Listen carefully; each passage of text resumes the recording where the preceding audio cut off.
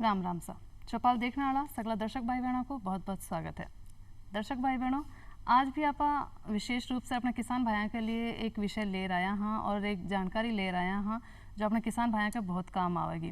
दर्शक भाई बहनों, अपना किसान भाई है जगह खेत में बहुत मेहनत करे है, फसल उगाने के लिए बहुत मेहनत करे है, दिन रात एक कर देवे है और अब अच्छी पैदावार पाने के लिए मेहनत करनी पड़े है। भी के साथ साथ कहीं हो कि वहाँ के सामने बहुत सारी चुनौतियाँ हुए है अपने फसल ने सुरक्षित रखने के लिए। और किसे सुरक्षित रखना है? वह अपनी फसल ने सुरक्षित रखना चाहे कीटा से और रोगा से बने बचाना चाहे है। तो कहीं है कीट की तरीके से दुष्प्रभाव हुए हैं आका किया फसल ने बर्बाद कर सके है वो आज आप जानागा और किया आको आप नियंत्रण कर सका हाँ कीटा पर नियंत्रण कर सका हाँ आको प्रबंधन की विधियां से कर सका वो जानकारी आज आप लेवांगा। और आज आपनो विषय है कृषि में समन्वित कीट प्रबंधन और इस विषय पर जानकारी ले आपने बीच पधारा है एच.एस. मीणा जी, आप अतिरिक्त निदेशक कृषि अनुसंधान कृषि आयुक्तालय जयपुर से। आपको बहुत बहुत स्वागत है मीणा जी। तो मीणा जी, सबसे पहले तो आप जहाँ का अपना विषय ही है समन्वित कीट प्रबंधन, तो कहीं है जी आप इन्हें IPMB का वहाँ और एक साथ आप एक उद्देश्य कहीं है। नमस्कार मैडम, जैसे अभी आपने कहा कि IPM, तो हमारी फसल जब हम बोते हैं बुआई से लेकर के कटाई तक कई तरह के जैसे खरपतवार हैं, कीड़े हैं, बीमारियां इनसे प्रभावित होती है। तो इनको नियंत्रण करने की कई सारी विधियां हैं। इन विधियों के द्वारा ही हम कीड़ों को, बीमारियों को, खरपतवारों को नियंत्रण करते हैं और इन सभी विधियों का इस तरीके से समावेश करें कि ज़्यादा से ज़्यादा विधियों का उपयोग हो जाए और हमारा जो आर्थिक हानि स्तर है उससे इनका जो प्रकोप है वो कम रहे। तो इस तरीके से सभी विधियों का समावेश करके कीट प्रबंधन जब हम करते हैं उसको हम IPM या समन्वित कीट प्रबंधन कहते हैं। अच्छा, अब अगर आप वो जाना कि आवश्यकता क्यों पड़ी? देखो मैडम मनीषा जी, ऐसा है कि हमने देखा है कि जब भी हमारे कोई कीड़े या बीमारियां लगती हैं हमारी फसलों में तो हमारे किसान भाई अंधाधुंध रसायनों का उपयोग करते हैं जी, जो कि गलत है। यदि हमारे फसलों में कीड़े बीमारी का स्तर कम है तो हम अन्य तरीकों से नियंत्रण कर सकते हैं, जैसे जैविक नियंत्रण है, यांत्रिक नियंत्रण है। और जब इनसे नियंत्रण नहीं हो तो आखिरी उपाय के तौर में हमें जो है रसायनों का उपयोग करना चाहिए। तो ये जो रसायनों का अंधाधुंध उपयोग कर रहे हैं उससे हमारी भूमि प्रदूषित हो रही है, हमारा वातावरण प्रदूषित हो रहा है और जो हमारा उत्पाद आ रहा है वो हम खा रहे हैं तो हमारे मानव स्वास्थ्य पर भी विपरीत प्रभाव पड़ रहा है और हमें भी अनेक तरह की बीमारियां हो रही है।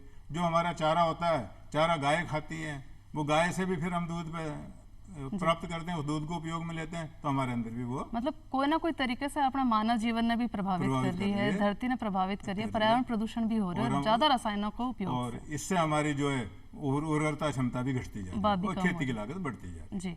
अगर कीट प्रकोप की बात आप कर रहे हैं तो कीटा को प्रकोप आप की तरीके से की रूप के अंदर आप देखा? कीटों का जो प्रकोप है वो कई तरीके से हमारे सामने आता है जी। जैसे कीड़ा हमारी फसल को नुकसान पहुंचाता है, शुरू में भी नुकसान पहुंचाता है, खड़ी फसल में भी पहुंचाता है और कटाई के बाद भी नुकसान पहुंचाता है। अच्छा, मतलब शुरू से लेकर अंत तक आखिर तक जो कीड़े और बीमारियां हमारी फसलों को नुकसान पहुंचाते रहते हैं। हर स्तर पर हमें उसको प्रबंधन करने की या नियंत्रण करने की जरूरत पड़ती है जी। अब आप कीटा की बात करें तो सगड़ा कीट है जगह नुकसान ही पुगावे या कुछ अपना हिसाब है जो फसला ने फायदो भी पुगावे? नहीं मनीषा जी, ऐसा है कि सारे कीड़े जो है वो हमारी फसलों के लिए नुकसानदायक नहीं है। इवन कुछ ऐसे भी कीड़े हैं जो हमारे नुकसान पहुंचाने वाले कीड़े हैं उनको भी खाते हैं। अच्छा, तो मतलब फायदा ही होगा? मतलब फायदा तो हमारे जो तरीका अपनाना उसमें समन्वित कीट प्रबंधन का मुख्य उद्देश्य ये है कि जो हानिकारक कीट है उनका तो नियंत्रण हो जाए और लाभकारी कीट बचे रहें। लाभकारी कीटों के बारे में मैं आपको बताऊं, जैसे लेडी बर्ड बीटल है, मकड़ी है, ततैया है, कई सारे ऐसे कीड़े हैं जो हमारे मित्र हुए, मतलब अपने किसान भाइयों का मित्र भी हुए। तो मतलब सारा जगह कीट है वो सिर्फ नुकसान ही कौन पुगावा, अपना कुछ ऐसा हो जो मित्र के रूप में भी काम करे जो अपना फसला ने फायदो भी पुगावा है। अभी जी हाल में आप जाना का बारिश को टाइम शुरू हो गया है तो इस समय अपने खरीफ की फसल को टेम हो रहे है। तो खरीफ की फसल ने अपने विशेष रूप में राजस्थान के अंतर्गत कौन कौन सा कीट प्रकोप हो सके है जिसे अपन बचाना है? मुख्य रूप से हम कीड़ों को जो है 3 भागों में बांट सकते हैं। अच्छा, एक तो ऐसे कीड़े होते हैं जो फसल को सीधे काटते हैं। अच्छा, दूसरे ऐसे कीड़े हैं जो रस चूसते हैं और कुछ ऐसे कीड़े हैं जो फसल को अन्य तरीके से भी नुकसान पहुंचाते हैं। अच्छा, तो इनको जो जिनके आधार पर हमने कीड़ों को विभाजित किया है उनको नियंत्रण के भी अलग अलग तरीके हैं। जैसे आपने जो सीधे काटने वाले कीड़े हैं उन पे ऐसी दवाइयां काम ले जो छिड़काव कर दें। अच्छा, रस चूसने वाले कीड़े हैं तो उनको सिस्टमेटिक जो इंसेक्टिसाइड है उनको काम में लें। तो एक आप क्योंकि बात करना कि फसल की शुरुआत से लेकर अंत तक अपन जरूरत हो कीटा से सुरक्षा की, तो अब शुरुआत की बात करा जे फसल उगा रहे हैं, तो बुआई से पहले ही अपन कहीं अपन काम करना चाहिए जिससे कि थोड़ा सा कीट नियंत्रण पहले हो सके। जैसे बुआई के समय अपन को सबसे पहले नियंत्रण जरूरी, बीज उपचार हम करें। अच्छा। बीज उपचार जैसे हम बच्चों में टीका नहीं लगाते, हाँ हाँ, टीका लगाते हैं बीमारी से बचाव के लिए। बीमारी से बचाव के लिए, उसी तरीके से फसलों में भी यदि हम बीज उपचार करेंगे तो कीड़े बीमारियों से बचाव होगा। और बीज उपचार के बारे में मैं आपको बताऊं, FIR हमारे किसान भाई जानते हैं। अच्छा। जब भी कोई गांव में कोई बात होती है कि मैं FIR करा जाऊंगा। अच्छा, ये कहीं है FIR? तो FIR का मतलब ये है कि जब हम फसलों में बीज उपचार करें तो सबसे पहले F मतलब फफूंदनाशी या फंजीसाइड। अच्छा, फफूंदनाशी या फंजीसाइड। अच्छा। दूसरा I कीटनाशी या इंसेक्टिसाइड। जी। और लास्ट में जो R है उसमें राइजोबियम या कल्चर। इस तरीके से वो अपन उस बीजों को उपचारित करें इसी तरीके से कि हमारी जो फसलें उपचारित हो जाए और एक दूसरे का प्रतिरोध भी नहीं हो। अच्छा, तो वो तो बीज उपचार की बात हुई, मतलब शुरुआत की बात हुई। शुरुआत। कि बी के बाद कौन सा समय अंतराल पर अपन ने फिर इससे कुछ काम करना चाहिए कि आप कीट नियंत्रण कर सके? इसमें हमको ये देखना होगा कि हमारी फसल में कौन सा कीड़ा है, जी। फसल की अवस्था क्या है, और उसी के अनुसार हमको तरीके अपनाने पड़ेंगे। तो उन तरीकों में अपन जो है कि हमारे किसान क्या करते हैं, सीधे कीटनाशी रसायनों का उपयोग करते हैं। हम ये कहते हैं जो IPM जो तरीका है, जिसमें सबसे पहले तो हम शस्य क्रियाओं के द्वारा कीट नियंत्रण कर लें। शस्य क्रियाओं का मतलब ये है कि हमारी जैसे फसल कटती है तो हम गहरी जुताई कर दें। गहरी जुताई? गहरी जुताई कर दें। अच्छा। उससे क्या है, जो इनके लटे और अंडे वगैरह हैं वो धूप के संपर्क में आएंगे और वो मर जाएंगे। अच्छा, तो अपना पहला काम तो हुआ आपने, गहरी जुताई है। गहरी जुताई। दूसरा तरीका है कि फसल चक्र अपनाएं। जी। मतलब फसल चक्र का मतलब ये है कि एक जमीन पर लगातार एक ही तरह की फसल नहीं बोए। अच्छा, मतलब फसल ने बदल के बोए। जी। और उसमें भी ये ध्यान रखें जी। कि हमने अनाज वाली फसल बोई है तो उसके बाद में अपन दलहनी फसल बोए। अच्छा, मतलब जिसके अंदर दाल वगैरह, दाल वाली फसल बोए। दूसरी जो है अपने ज्यादा जिनको पोषक खाद वगैरह की जरूरत पड़ती है उसके कम खाद वाली फसल बोए। अच्छा। और गहरी जड़ वाली फसलें हैं उसके बाद उथली जड़ वाली फसलें बोए, जिसे वायु संचार वगैरह भी नियंत्रण हो जाए। जी। तो एक आप कीट नियंत्रण की जब बात करा और देखा कि ज़्यादातर अपना किसान भाई कहीं करे कि रसायनों को इस्तेमाल ज़्यादा करे, और जिस आप भी जहाँ बताया कि पर्यावरण प्रदूषण भी हो रहा है और भूमि की उर्वरता है वह भी कम हो रही है, और मानव स्वास्थ्य के लिए भी बहुत हानिकारक है, बहुत बीमारियाँ इससे फैल रही है, क्योंकि सीधा आप खाद्यान्न वगैरह हुआ है अपना खाना में इस्तेमाल करा आप तो शरीर के अंदर एक जरिए जावे है और बहुत बड़ी बीमारियाँ भी एक अंतर्गत हो। तो आप कुछ ऐसा आम विधियां आप कीट नियंत्रण के लिए जानना चाहूँगा जो जैविक अंतराव या पारंपरिक अपना तरीका है, वह कौन सा कोई कई तरीका है? जैसे हम जैविक नियंत्रण की बात करते हैं ना, जैविक नियंत्रण का मतलब ये है जैव जीवों से ही जो है हम नियंत्रण करें। अच्छा। इसके लिए हमें क्या है कि बीजोपचार में ट्राइकोडर्मा काम में लेना चाहिए, राइजोबियम काम में लेना चाहिए, और अन्य जैविक उत्पाद का उपयोग करना चाहिए, वर्मी कंपोस्ट भी काम लेने चाहिए। अच्छा। और उपचार करते समय जो है यदि हमारी पौध है तो पौधों को भी हम इसी तरीके से उपचारित करें। ये उपचारित करने के बाद ही पौधों को भी, जो पौधे हैं जिनकी नर्सरी में तैयार की वो भी उपचारित करने के बाद ही लगाएं। तो एक अगर एक रोग प्रतिरोधी किस्म भी इसी कुछ होवा है जिससे कि मतलब प्रकोप कम रहे कीटाणु को, तो किस तरह की किस्म? हमारी फसलों में जब जो कीड़े बीमारियां लगती है तो जैसे हम मूंग की बात करें तो RML 68 ऐसी किस्म है। सोयाबीन की बात करें तो JS 9305 है, 2034 है। ये कीड़े बीमारियों के प्रति प्रतिरोधी किस्म है। जी। एक ट्राइकोडर्मा भूमि उपचार का है। ट्राइकोडर्मा ये एक जैविक ही है। अच्छा। ये एक फफूंद है। अच्छा, फफूंद को तरीको एक प्रकार फफूंद है ये। अच्छा। जो हमारे फसलों में फफूंद से जो बीमारियां होती है उनसे रोकथाम करता है। अच्छा, तो वो एक इसो फफूंद है जो आपको फायदा करेगी। जी। तो इसके लिए क्या है, इसका दोनों तरीके से उपचार किया जा सकता है। एक तो ट्राइकोडर्मा से हम बीज उपचारित कर सकते हैं जी। दूसरा यदि बाद में जरूरत पड़ती है तो ट्राइकोडर्मा हम खड़ी फसल में भी मिट्टी में मिलाकर काम ले सकते हैं। इसके लिए जो हमको लगभग 2.5 किलोग्राम ट्राइकोडर्मा को 500 किलोग्राम गोबर की खाद में सड़ी हुई में अच्छी तरह बारीक पीसी हुई में मिला करके छोड़ दें। 8-10 दिन के लिए छोड़ दें तो उससे जो ट्राइकोडर्मा जो जीवाणु है वो बढ़ जाएंगे और उसके बाद में इसको पलटते रहें और बाद में मिट्टी में मिला दें। जी। तो आप फफूंद से जो बीमारियां होगी उनका नियंत्रण हो जाएगा। तो जैविक विधि की आप बात करी, अब यांत्रिक विधि की अगर बात करा तो भी मैं कहीं तरीके का काम अपन करना बहुत अच्छी है। यांत्रिक विधि में हमारी क्या है कि जैसे हमारे कीड़े आते हैं तो कीड़ों को हम यांत्रिक विधि से नियंत्रित कर सकते हैं। उनमें लाइट ट्रैप का आपने सुना होगा, प्रकाश पास जिसको कहते हैं, और फेरोमोन ट्रैप। अच्छा। लेकिन इनमें सबसे बड़ी समस्या क्या है कि यदि इनको हम समूह के रूप में काम लें, क्योंकि इनसे क्या कीड़े उस स्रोत की तरफ आकर्षित होते हैं। जी। जैसे लाइट ट्रैप है, तो शाम को समय हम लाइट ट्रैप जला दें तो उसके आसपास के जो कीड़े हैं वो उस लाइट ट्रैप पे आ जाएंगे, मतलब इससे आकर्षित होकर उस तरफ आ जाएंगे। अच्छा। तो जिस किसान ने यदि अकेले ने काम में लिया है तो उसकी तो फसल पे और ज्यादा नुकसान होगा। जी, जी। तो हमारी सलाह ये होती है किसानों को कि इनको समूह के रूप में काम लें। जी। इसी तरीके से फेरोमोन ट्रैप आता है। फेरोमोन ट्रैप में क्या होता है, एक कैप्सूल आता है, वो अच्छा। कैप्सूल मादा कैप्सूल होता है। अच्छा। उसमें विशेष तरह की खुशबू आती है। अच्छा। उससे जो नर कीट हैं वो उस फेरोमोन ट्रैप की तरफ आकर्षित हो जाते हैं। जी, जी। और उसका जो नीचे थैली होती है उस थैली में हम इकट्ठे कर लेते हैं। जी। तो जैविक और यांत्रिक विधि की आप बात करें, रासायनिक विधि की भी कभी कभी जरूरत पड़े, तो क्यों जरूरत पड़ा अपन रासायनिक विधि की? कहीं आसी काम को नहीं हो उसके जैविक से और यांत्रिक से? हमारे किसान भाइयों को चाहिए कि सबसे पहले तो अपने जो खेत है जहाँ पर उन्होंने फसल बोई है जी। वहां पर रोज जाएं। अच्छा। वो देखते रहें कि हमारी फसल में किसी तरह का कोई कीड़े बीमारी तो मतलब नहीं है। एक निगरानी अपन निगरानी रखना जरूरी है। जी। निगरानी रखने से हमें पता चल जाए कि जब भी हमारी फसल में कीट रोग का प्रभाव होगा अच्छा। तो शुरू की स्थिति में तो हम जैविक विधियों से नियंत्रण कर सकते हैं। अच्छा। जो मैंने अभी बताई है। यदि हमने ध्यान नहीं दिया तो जैविक विधियों से यदि नियंत्रण नहीं हो रहा, यांत्रिक विधियों से नियंत्रण नहीं हो रहा, तो फिर हमें रसायनों का उपयोग करना पड़ता है। लेकिन वो हमारी आखिरी उपाय होगा, होना मतलब चाहिए। कोशिश अपन आई करने की शुरुआत से आप जैविक है, यांत्रिक विधियां ही आप इस्तेमाल निराई गुड़ाई करके भी कर सकते हैं। अच्छा। निराई और गुड़ाई फिर भी मतलब लगा कि आ से भी अपना पूरा काम को नहीं हमें होएगा, रासायनिक विधि तो अपन रसायन पड़ती तो है। रसायन में भी कुछ ऐसा नवाचार है कभी कम नुकसान पुगाव पर्यावरण में, ऐसा भी रसायन आया होगा? हमारे किसान भाई क्या करते हैं कि जो जिसका तुरंत प्रभाव दिखता है वैसे रसायनों का छिड़काव करते हैं। जी, जी। तो किसानों को ऐसा जो नरम हो, कम माइल्ड प्रवृत्ति का हो, ऐसे रसायनों का उपयोग करना चाहिए। अच्छा। सीधे ही डायरेक्ट हेवी डोज पे नहीं जाना जी। चाहिए। हेवी डोज पे जाने से क्या है कि कीड़ों में प्रतिरोधक क्षमता आ जाती है और फिर दवाइयों का असर भी कम होता है। अच्छा। तो जैसे एक कई बार अपने किसान भाई जी एक बार कोई रसायन छिड़क दियो तो वे बार बार कोशिश कर भाई वही वापस छिड़क देवा, तो एक ही ने बार बार इस्तेमाल कर रसायन तो कोई नुकसान है? नहीं, उससे क्या, एक ही रसायन को बार बार छिड़कने से रोग जो हमारे कीड़े हैं हाँ। उनमें एक प्रतिरोधक क्षमता आती है। अच्छा। तो हमें कीटनाशक रसायन बदल बदल के छिड़कना चाहिए, लेकिन ये ध्यान रखना चाहिए कि हमारी फसल में कीड़ा कौन सा लगा है। अच्छा, तो कीड़े का जानकारी ध्यान होनी रखना चाहिए पड़ेगा। कीट को प्रकार का ही है कि कीट का कैसा प्रकार है, कौन सा कीट है, उसके हिसाब से हमको।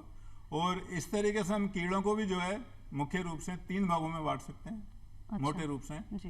एक तो ऐसा कीड़ा होता है जो फसल को काट करके नुकसान पहुंचाता है। अच्छा। एक ऐसा कीड़ा होता है जब पत्तियां कई बार देखेंगे हम छेद हो जावा है या छेद हो जाते हैं। हाँ। और तने में भी छेद कर देता है, तने में भी अच्छा। घुस जाता है, फल में भी घुस जाता है। बिल्कुल। और कुछ ऐसे कीड़े हैं जो केवल पत्तियों का रस चूसते हैं।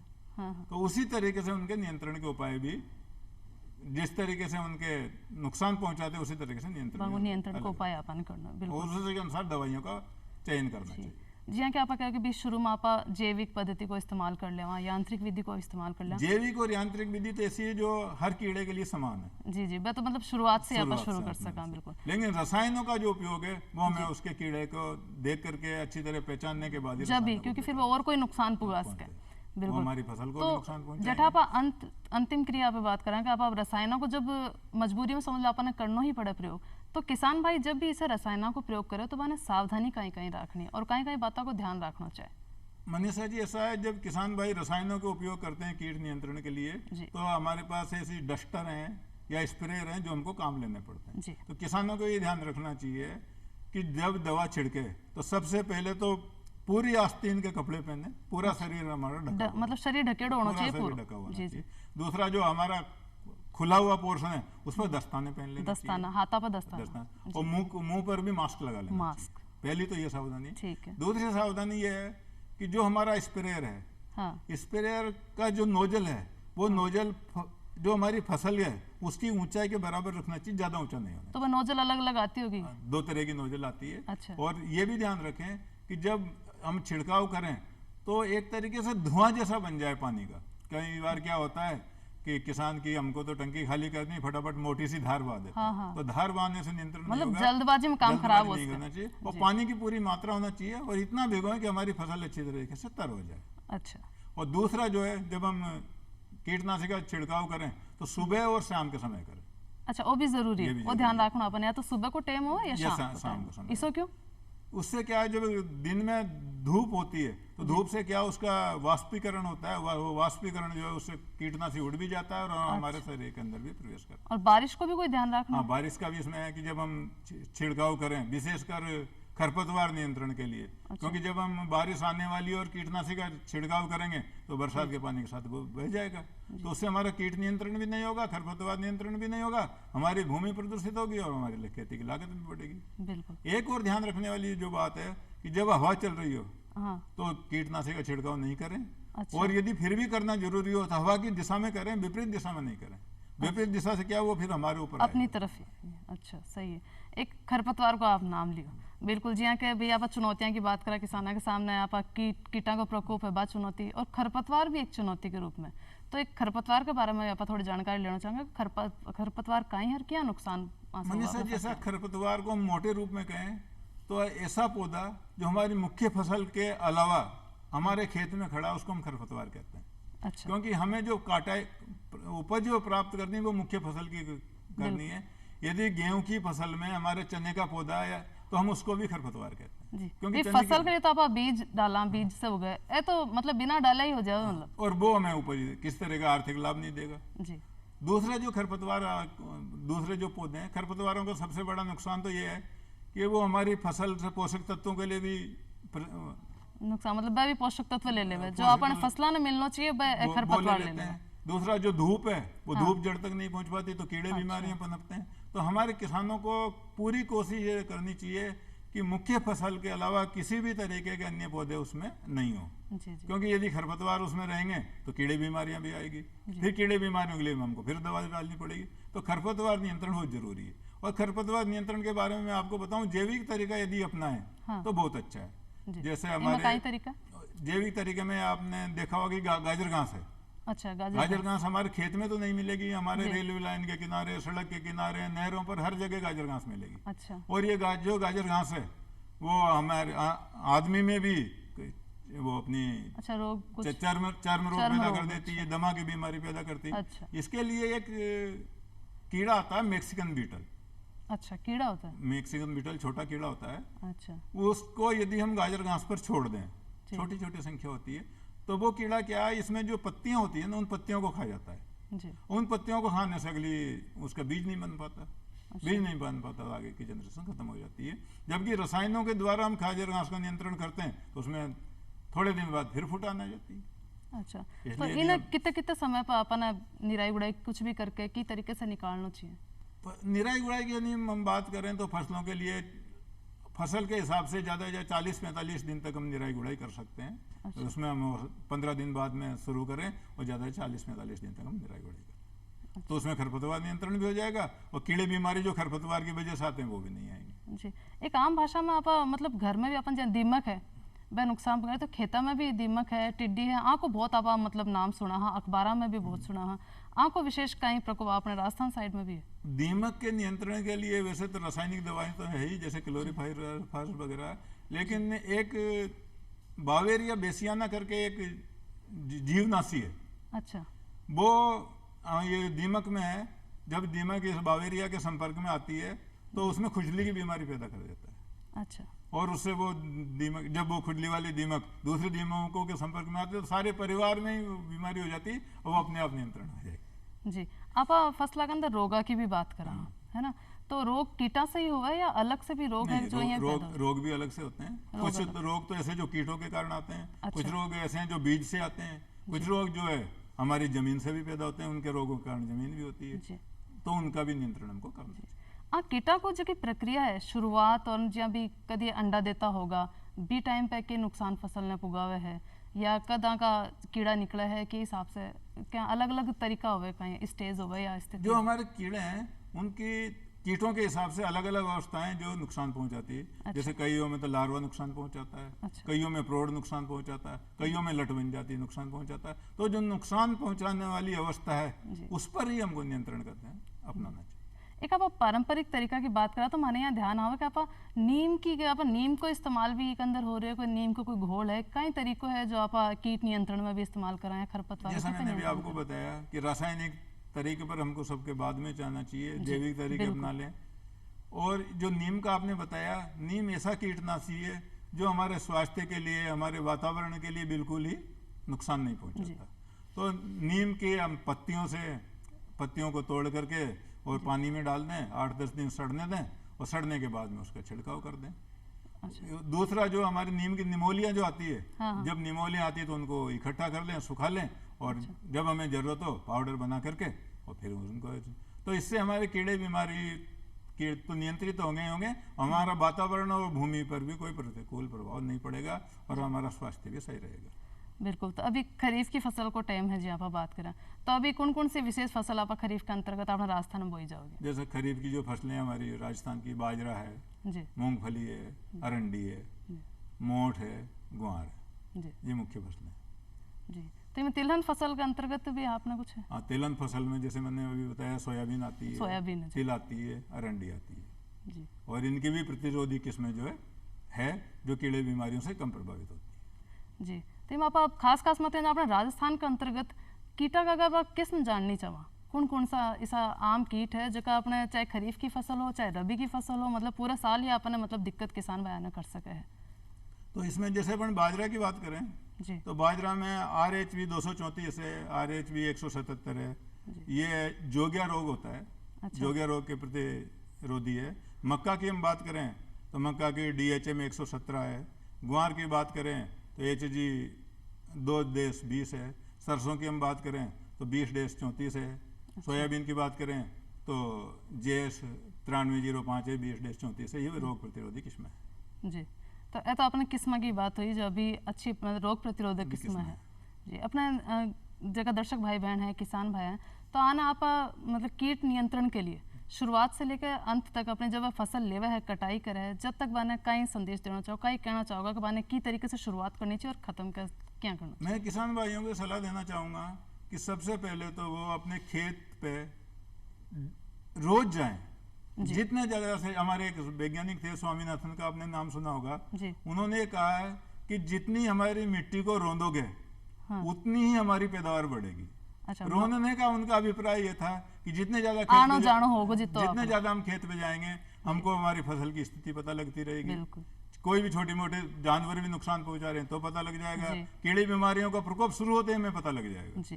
तो एक तो डेली अपने खेत पर जाएं और जैसे ही हमें पता लगे कि हमारे कीड़े बीमारी लग रहे हैं तो तुरंत नियंत्रण उसका कर दें। तो तुरंत प्रभाव से अपन है नियंत्रण की जो विधियां हैं अपन ने लगानी शुरू कर देनी चाहिए। बिल्कुल। तो आप बात करिए आप कृषि संबंधित कीट के बारे में भी, नियंत्रण के बारे में आप इतनी जानकारी दी, खरपतवार का आप बात करी, किस्मा के बारे में आप भी बात करी, तो बहुत सारी जानकारी आप मीना जी आज इतनी सारी जानकारी हमारे किसान भाइयों ने दी और उम्मीद है कि हमारे किसान भाइयों ने भी जानकारी बहुत काम आवेगी। बिल्कुल बहुत काम की, क्योंकि तो चुनौतियाँ की आप बात करी तो वह चुनौतियाँ हैं बस अब सामने से आराम से कर सके, विधियाँ ने जानेगा तो पैदावार अच्छी ले सके, लागत कम के अंतर्गत पैदावार भी यहाँ की अच्छी होगी। और उम्मीद करा मार्गदर्शक भाई बहनों कार्यक्रम बहुत पसंद आया होगा। तो एक साथ ही मीना जी आप आया ये तो कीमती वक्त मैंने दियो, तो भी के लिए बहुत बहुत धन्यवाद। और अब लेवा विदा। धन्यवाद। राम राम।